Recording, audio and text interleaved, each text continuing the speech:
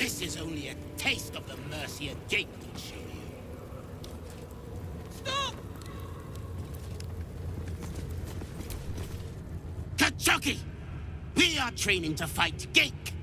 You think they will hesitate? They won't need to if we keep killing each other for them. It's stupid! Orpheus... Silence! It seems your childish prattling is attracting an audience. You fight again. This time, daggers only. And to the death, as instructed. Who wants to challenge this sniveling Istark?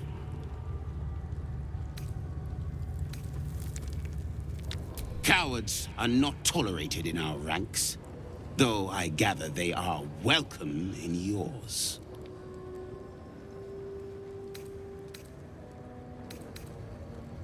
You? Tuskva. My students do not waste their time fighting such weaklings. But as we seem so intent on doing things differently today, why not? Take a dagger, stranger. This exercise requires nothing more than a blade and a backbone.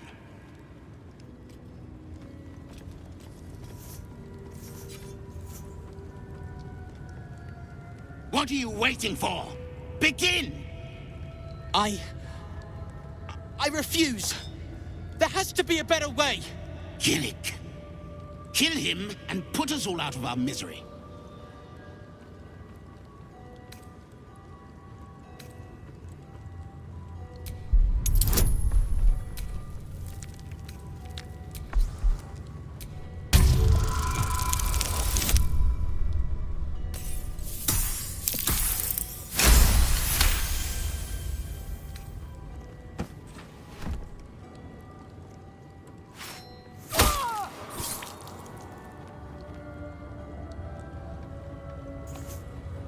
You skillfully avoid hitting any major organs, but apparently it was enough.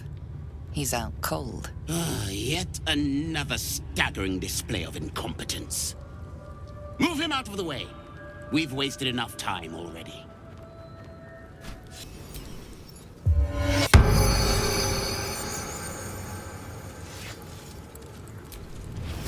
Thank you, Istik. The Savage would have left me there to die. He's always telling us how we have to be ruthless, that death is the only mercy we deliver. But you showed compassion and kindness. You're just like... Never mind.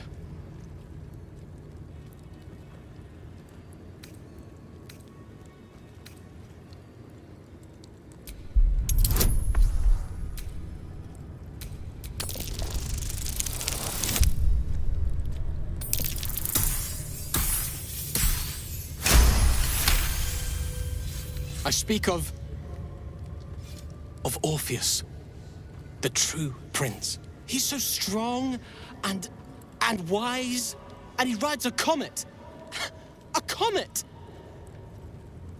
We're forbidden to talk about him. They say Vlaakith knows if you even think his name. I found his book.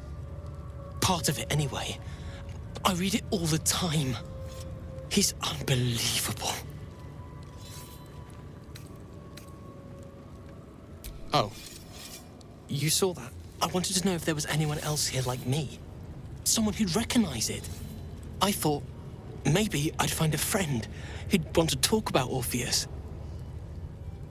But nobody here cares about him. A group of warriors came. Outsiders.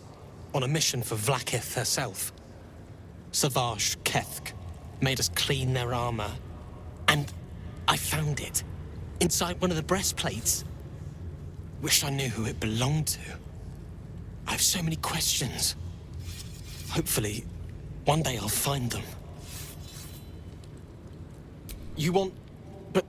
I...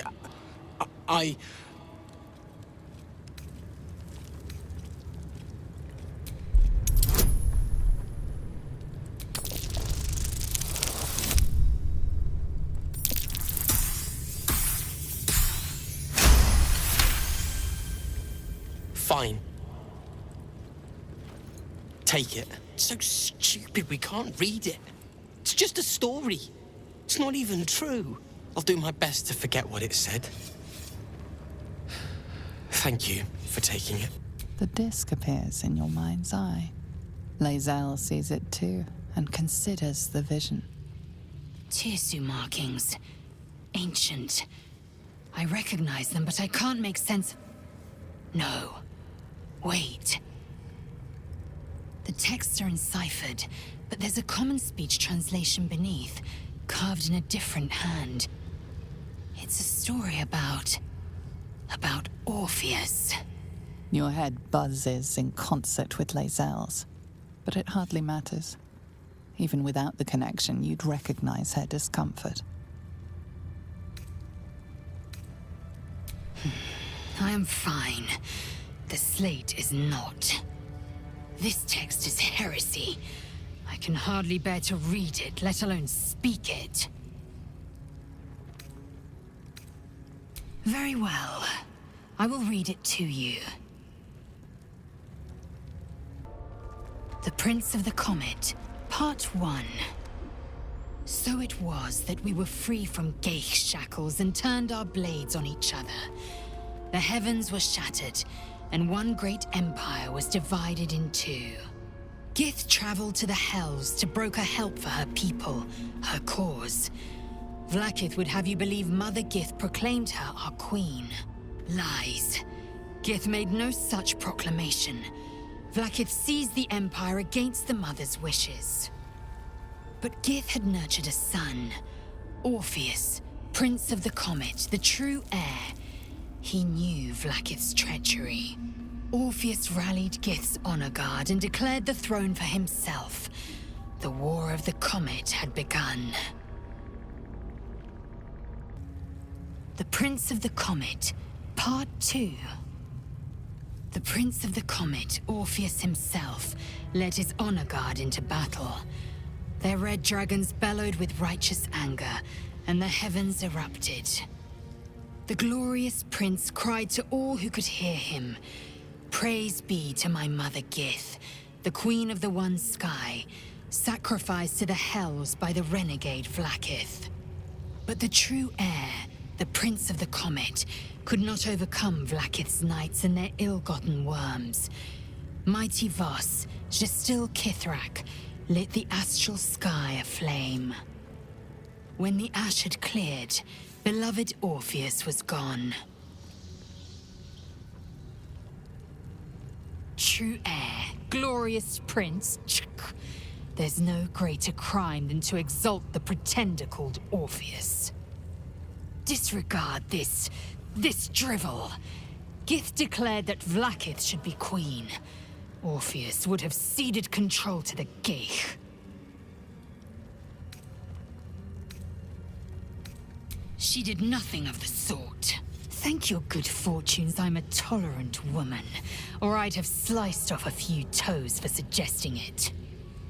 The Prince of the Comet, Part 3. The histories tell us that Commander Voss, Gestil Kithrak, pierced Prince Orpheus clean through with his sword of silver, that his flesh was torn and fed to the great red dragon Ephelaman. Vlaakith's faithful roar out this tale, but beneath the roars, we hear whispers carrying truth and prophecy. The Prince of the Comet is not dead. The Prince of the Comet will come again.